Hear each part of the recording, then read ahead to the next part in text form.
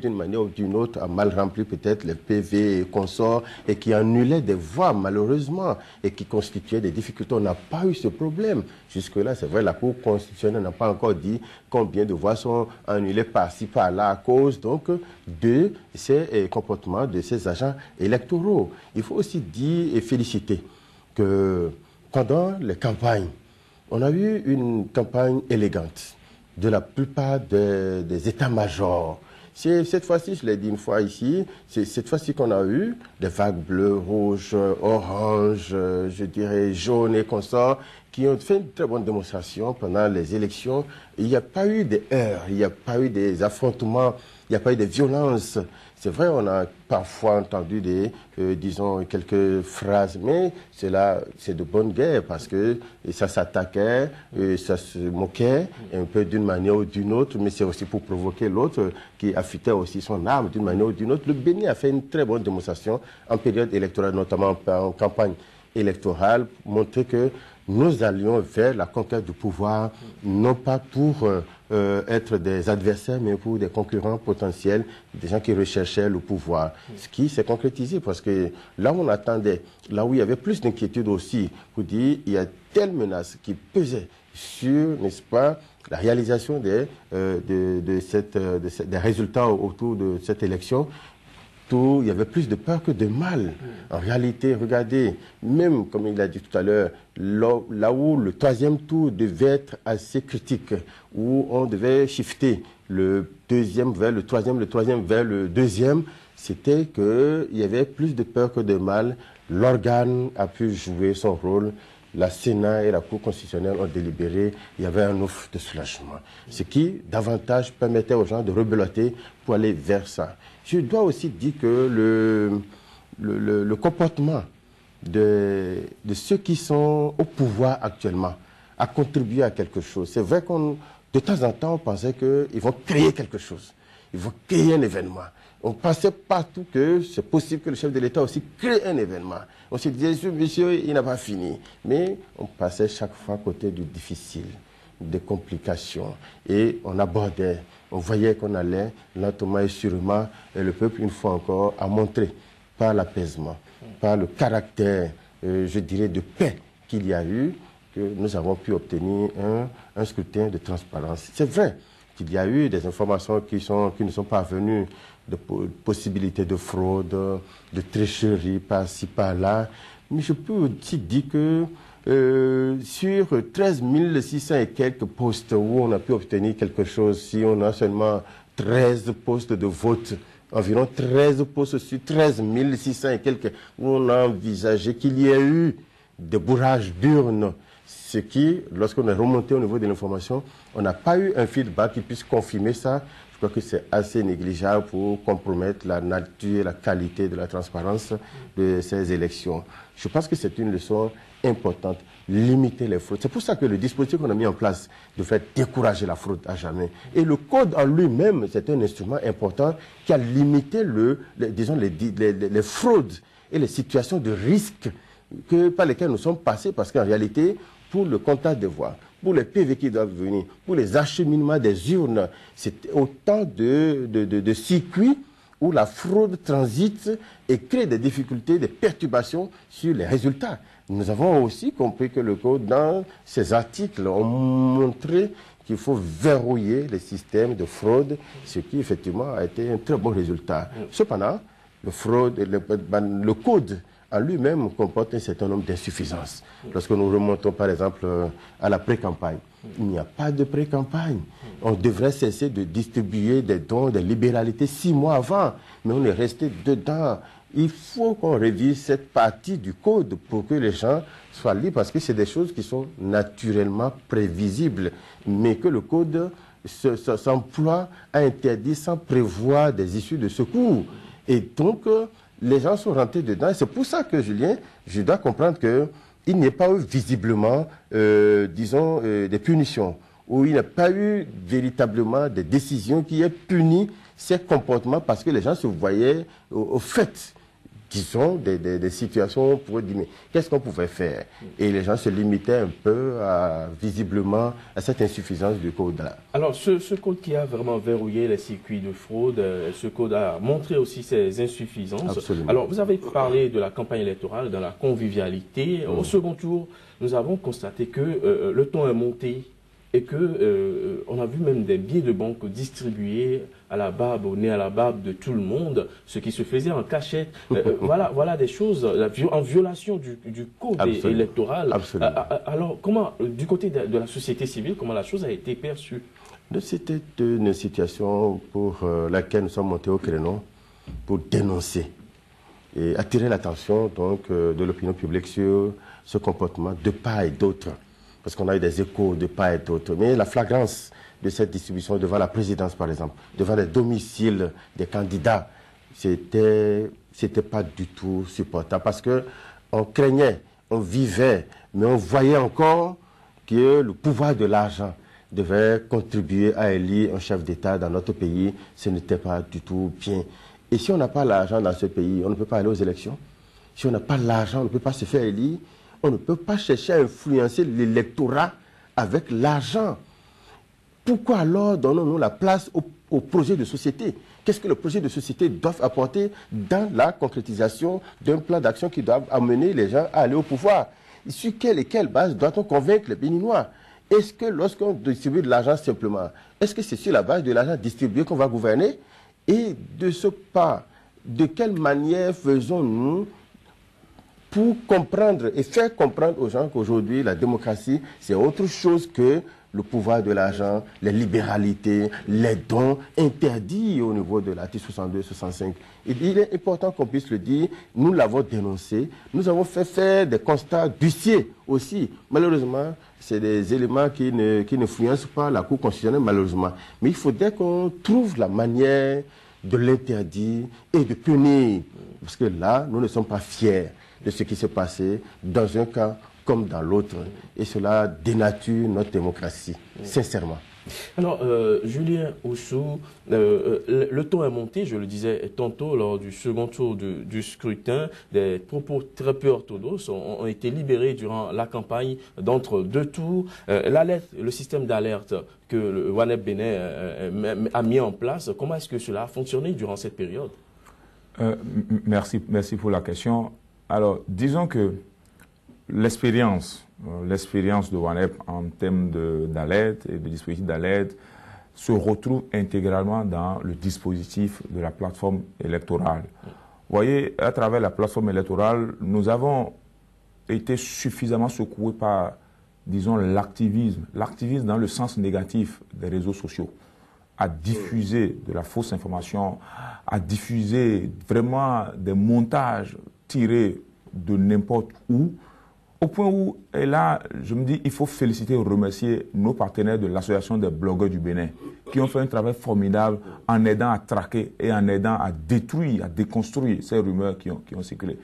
Mais vous parlez du dispositif d'alerte. Et donc, c'est de ça que parlait M. Assa, pour dire, globalement, la plateforme électorale a fonctionné à travers la salle de situation, disons, en trois composantes. Dans une première composante, qu'on a appelée la chambre technique, c'est d'abord partant des observateurs que nous avons envoyés sur le terrain. Parce qu'il faut que l'information soit des informations vérifiables par nous.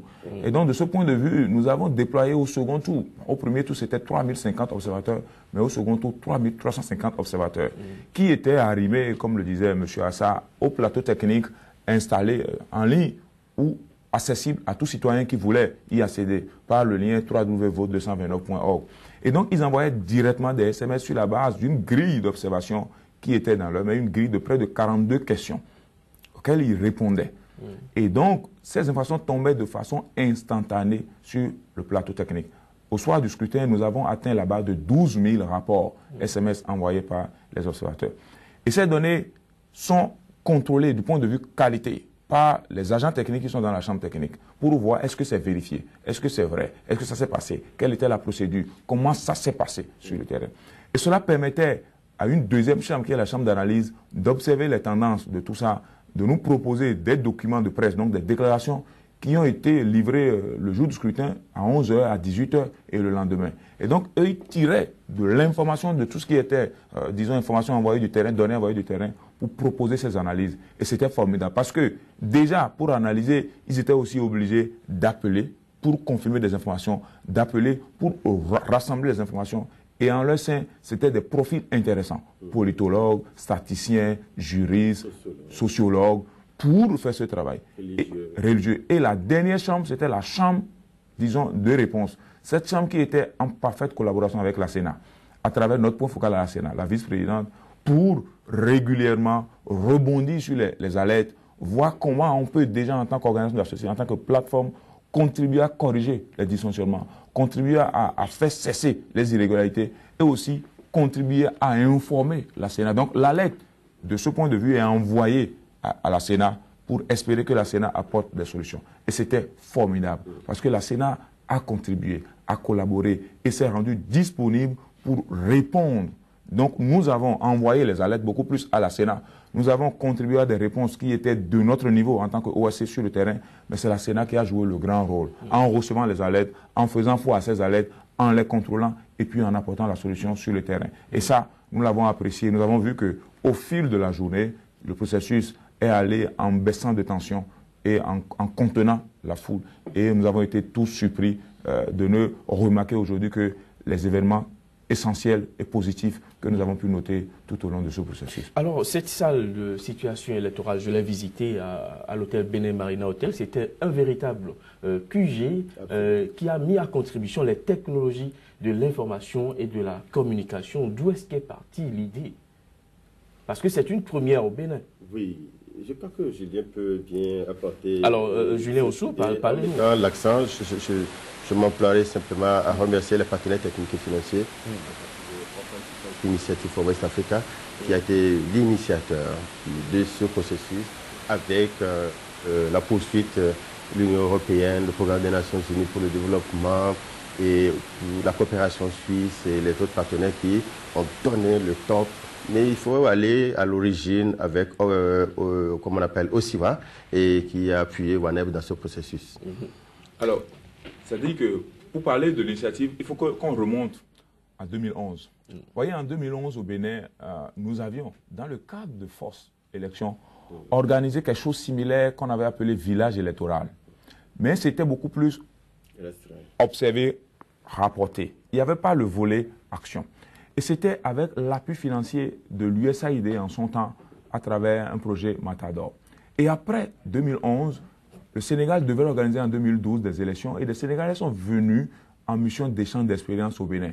Ils ont pris par le Nigeria et ils ont vu le dispositif. Et une fois arrivés avec l'aide de OSIWA, ils ont perfectionné le dispositif en ajoutant le volet action sur le terrain, le volet contribution à corriger sur le terrain. Et ce dispositif a été utilisé pour les élections de 2012 au Sénégal, les élections qui ont consacré le départ de Wade.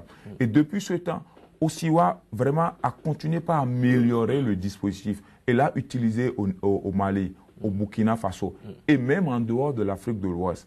Et c'est aujourd'hui que, tirant leçon, disons, de toutes les expériences accumulées dans tous ces pays où la salle de situation électorale a eu lieu, OSIWA a fait réaliser par des citoyens de la région Afrique de l'Ouest le logiciel OpenISA qui est revenu au Bénin cette fois-ci pour être utilisé pour la première fois. Et donc c'est après le Bénin que le logiciel sera officiellement lancé et rendu comme logiciel libre pour permettre à tous ceux qui voudront l'utiliser de le configurer. Donc c'est revenu au Bénin. Nous l'avons utilisé pour la première fois dans sa version améliorée, version évolution.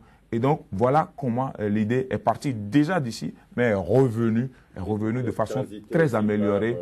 Les élections législatives. Le programme des Nations Unies pour le développement et l'expérimenté à Zalaï. Oui. Et aujourd'hui, on peut remercier les partenaires techniques et financiers qui nous ont accompagnés. Le président Assa a parlé de OSIWA. Il y a le programme des Nations Unies pour le développement qui a utilisé la version case de veille, disons, pilotée, qui est une version juste, la salle de situation, mais orientée vers jeunesse et femmes, qui a été utilisée en 2015 avec l'aide du PNUD et aussi la coopération suisse qui nous a accompagnés pour cette élection-là. Il y a l'ambassade des États-Unis près le Bénin qui nous a accompagnés et l'Union européenne. Tous ces partenaires se sont coalisés et l'OIF, Organisation internationale de la francophonie, se sont coalisés pour nous soutenir de façon technique et financière pour arriver à atteindre ces résultats que nous avons pu modestement atteindre en contribuant à un processus que nous saluons tous. Je voudrais mettre juste un accent sur ce dispositif qui est un dispositif de veille, comme je l'ai dit, de surveillance, mais un dispositif qui a dissuadé près d'un de la manière dont les gens s'organisent pour frauder. Lorsqu'on se souvient que nous avons 3350 observateurs dans le bureau, lorsqu'on sait que nous recevons les SMS au fur et à mesure, notamment pour agir sur les dysfonctionnements, lorsqu'on sait qu'on est en relation de travail pour améliorer ou bien enrayer ces dysfonctionnements avec la Sénat, je crois que ça a dissuadé plus d'un. Et nous avons reçu la visite des personnalités de ce pays qui ont pu se rendre compte, et à l'évidence, que le dispositif de veille de la société civile a certainement contribué à améliorer la perception que nous avons de l'organisation et du fonctionnement donc, des organes chargés de l'élection, et notamment dans l'attente des résultats, la société civile a pu améliorer sa participation en tenant compte de ce qui existe sur le terrain et de comment on peut collaborer avec la Sénat et la Cour constitutionnelle. Le président de la Cour même était là. Les chefs d'état-major sont passés pour nous regarder. La Sénat s'est déplacée. On a eu trop de personnalités qui sont venues nous voir. Le président de la Cour suprême est venu. On a pu se rendre compte que, visiblement, avec les partenaires techniques et financiers qui venaient et qui assistaient, n'est-ce pas, à nos points de presse que nous faisions. Et c'est de là que les gens venaient même prendre les informations avec la société civile et de façon organisée. Nous tirons leçon du rôle et de la contribution de la société civile de façon organisée, de façon professionnelle. Il fallait faire une démarche professionnelle de suivi des élections dans notre pays pour dissuader certaines velléités. On y a contribué sans le savoir.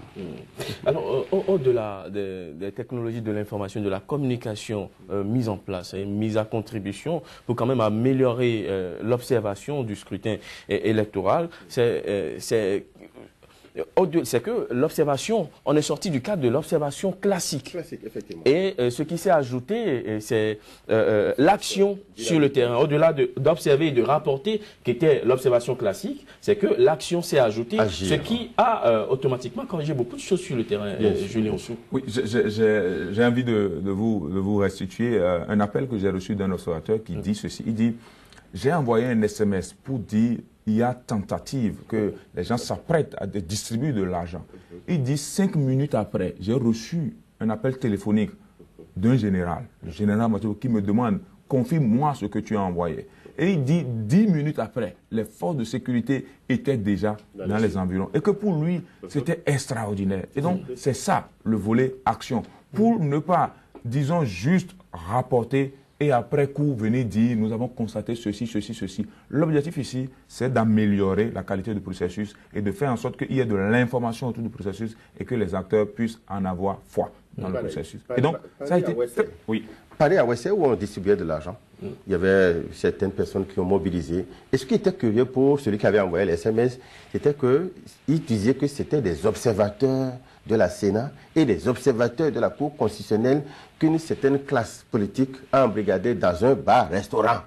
Et ils étaient en train d'être conditionnés. On a eu l'information, le plateau a été informé, j'ai pris Koto, qui a pris l'information, qui a averti le général et qui a envoyé l'information sur le terrain pour aller vérifier en même temps. Il se trouve qu'il y a une part de vérité dans ce qui est dit, c'est exactement ça aussi. C'est-à-dire, c'est vrai, les gens étaient dans le bar, mais qui était là justement, lui, il a pu donner des noms, c'est-à-dire à la Sénat et puis à la Cour constitutionnelle. C'est vrai qu'il y avait une tentative de corruption, effectivement, avec de l'argent, mais tout n'était pas vrai. C'est pour vous dire, en réalité, que tout ce qui venait au plateau technique n'était pas forcément l'information d'alerte, mais ça nous permettait de vérifier pour qu'en réalité, on n'aille pas annuler inutilement des voix dans des postes de vote parce qu'on se serait plaint. Pareil pour le bourrage d'urnes. On a appelé certaines villes. De certaines villes, on nous a dit dans tel poste-là, on a bourré les urnes, que vraiment on a même cessé l'élection à 11 h, que c'est déjà fini, que plus personne ne vote à ces endroits. On est remonté, effectivement. on a vu que c'était de l'intoxication pure et simple. Le vote a continué à ces endroits. Et donc les informations, lorsque les informations vous parviennent, c'est pas que vous les prenez de façon crue. Vous les analysez. C'est pourquoi il y a un plateau technique, il y a la chambre technique, la chambre d'analyse, oui, bien sûr, et puis la chambre de réponse. La chambre de réponse, voilà. Alors, dites-nous, aujourd'hui, durant ce processus électoral, avec cette salle de situation électorale, quelle a été la collaboration, la nature de la collaboration avec la Sénat? Comment cela s'est passé? Disons que moi personnellement, en tant que coordonnateur de la plateforme, je suis très satisfait du partenariat que nous avons eu avec la Sénat, qui a commencé même très tôt. Je rappelle que nous étions même en mission d'échange d'expérience avec la Sénat dans la délégation, une délégation conduite par la Sénat au Sénégal, à Dakar. Et c'était la vice-présidente de la Sénat qui était avec nous dans la délégation. Et c'est elle qui est restée notre point focal vis-à-vis de la Sénat pour nous dire combien de fois la Sénat a été impliquée. Vous savez, le jour du scrutin, d'habitude, les téléphones des personnalités ou des commissaires sont inaccessibles. Mais elle a laissé son téléphone vraiment ouvert durant tout le processus. Elle recevait les alertes, elle arrivait à les confirmer, elle arrivait à gérer. Et donc ça a été une collaboration extraordinaire. Et j'ai été très rassuré quand elle est passée, disons, à la salle de situation électorale, laisser son message dans le cahier, le livre d'or de la plateforme, disant que c'est un partenariat qu'il faut renforcer et qui était absent, disons, dans les processus électoraux et qu'il faut trouver le moyen de le consolider ou de le fiabiliser ou de le maintenir désormais dans nos processus. Et ça, c'est l'appel que nous faisons pour dire il faut qu'à chaque élection, on puisse trouver les moyens de créer de telles synergies sociales autour des processus pour que l'information soit accessible aux citoyens et cela réglera beaucoup de choses, disons, après le scrutin. Et c'est important. C'est là où il y a une particularité sur le dispositif que nous avons mis en place pour que la société civile se mette ensemble pour constituer véritablement le point de dialogue. Parce qu'en réalité, chaque fois qu'on s'interroge sur la question, l'institution que la Sénat n'avait pas de répondant direct, ni organisé, ni structuré. Et ce dispositif permet donc de dialoguer désormais avec la Sénat. Et qui répondait, comme il a dit, sur la nature des dysfonctionnements. Il y a des agents électoraux pendant l'élection législative 2015 sur la base des échanges qu'on a avec cette plateforme qui étaient défectueux et qui ont été remplacés en même temps. Parce qu'on ne veut pas qu'à ce niveau-là, il y ait une certaine défectuosité qui affecte les résultats. Et donc la Sénat, dans le processus dynamique que nous avons mis en place, on a eu l'avantage de dialoguer avec, de comprendre effectivement que cet outil était indispensable pour le Bénin. Alors, cette salle de situation, je le souligne toujours, c'est la technologie de l'information et de la communication, ce qui veut dire qu'il y a eu des couacs et il y a des choses à améliorer certainement parce que le dispositif est à ses débuts. Alors, quelles sont aujourd'hui les choses qu'il y a à améliorer pour parfaire aujourd'hui cet outil que le Bénin découvre? Vous savez, pour moi, pour l'avoir coordonné aussi, je me rends compte que l'outil est très efficace. Très efficace parce que les difficultés qu'on pourrait avoir, sur lesquelles on avait vraiment travaillé, c'était, disons, l'engorgement éventuel des réseaux de téléphonie mobile, puisqu'on parle des SMS, ou la défectuosité de la connexion Internet, parce qu'il faut maintenir le dispositif en ligne. Mais sur ces deux aspects, comme nous étions informés que c'était les difficultés qu'on pourrait avoir, parce que le logiciel même n'avait aucun problème à fonctionner à merveille, c'est que nous avons eu plusieurs numéros communiquer à nos observateurs pour pallier éventuellement, disons, un engagement sur un numéro donné. Mais de l'autre côté, nous nous sommes rapprochés de l'OPT à travers un contrat pour avoir une connexion Internet spéciale, c'est-à-dire que sécurisée pour l'événement. Ça nous a coûté cher, mais nous avons été obligés de l'utiliser pour que nos données ne soient pas perdues. Et c'est ça ce que je dis en disant que si on a pu atteindre en une journée près de 12 000 SMS, c'est-à-dire que le dispositif a fonctionné, toutes les informations sont arrivées sur la base et le dispositif avait aussi cette capacité de traiter instantanément les données et de produire avec un profil graphique très très intéressant qui reste encore accessible en ligne pour permettre à ce que les recherches, les chercheurs puissent, disons, l'explorer et voir en quoi cela a été utile. Donc, s'il y a, disons, de l'amélioration à apporter dans ce dispositif, c'est d'abord d'arriver à être plus présent. Donc peut-être être présent dans tous les postes de vote pour le rendre vraiment opérationnel et exhaustif en termes de collecte de données pour avoir une tendance générale. Donc, présence dans tous les postes de vote et après, faire en sorte que la connexion Internet, la ligne, disons, le numéro sur lequel on envoie les SMS soit vraiment sécurisé pour que le dispositif ait la capacité, la possibilité, disons, de montrer tout son potentiel. Monsieur Hassan. Oui, je pense que c'est le dispositif national. Son caractère national demande forcément un dispositif d'appui technique et technologique.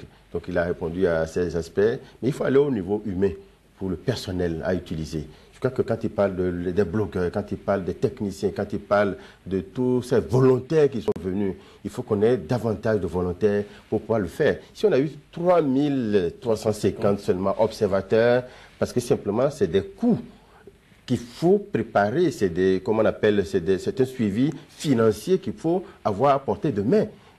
Lorsqu'on aura 13 000, on a 13 600 et quelques postes, il faut avoir 13 000 personnes, c'est-à-dire des jeunes volontaires qui soient capables d'être présents et figés à un poste pour faire le suivi. Il faut activer aussi la fibre de volontariat pour que, au-delà de ça, que nous ne soyons pas bloqués par le processus de l'argent. Si on n'a pas la ressource, c'est bon, mais qu'on ait des volontaires, parce que c'est un acte civique que nous sommes en train de poser. L'acte citoyen doit amener la plupart de ces volontaires. Parfois, on a des gens qui sont engagés, mais parfois ils se disent, c'est vrai, nous sommes engagés, mais toute une journée durant, pour fidéliser ceux-là, pour qu'ils soient à l'abri de la corruption, il faut qu'on soit en mesure d'assumer leur présence effective de bout en bout, pour qu'ils n'aient pas à aller chercher un bout de pain, pour qu'ils ne se lèvent pas pour aller chercher à manger avant de venir, qu'il y ait des volontaires qui soient debout, mais qu'il y ait aussi des volontaires qui passent et qui alimentent le processus, qui leur disent, voilà, nous, voici notre contribution pour cette entreprise que vous avez pu mettre en place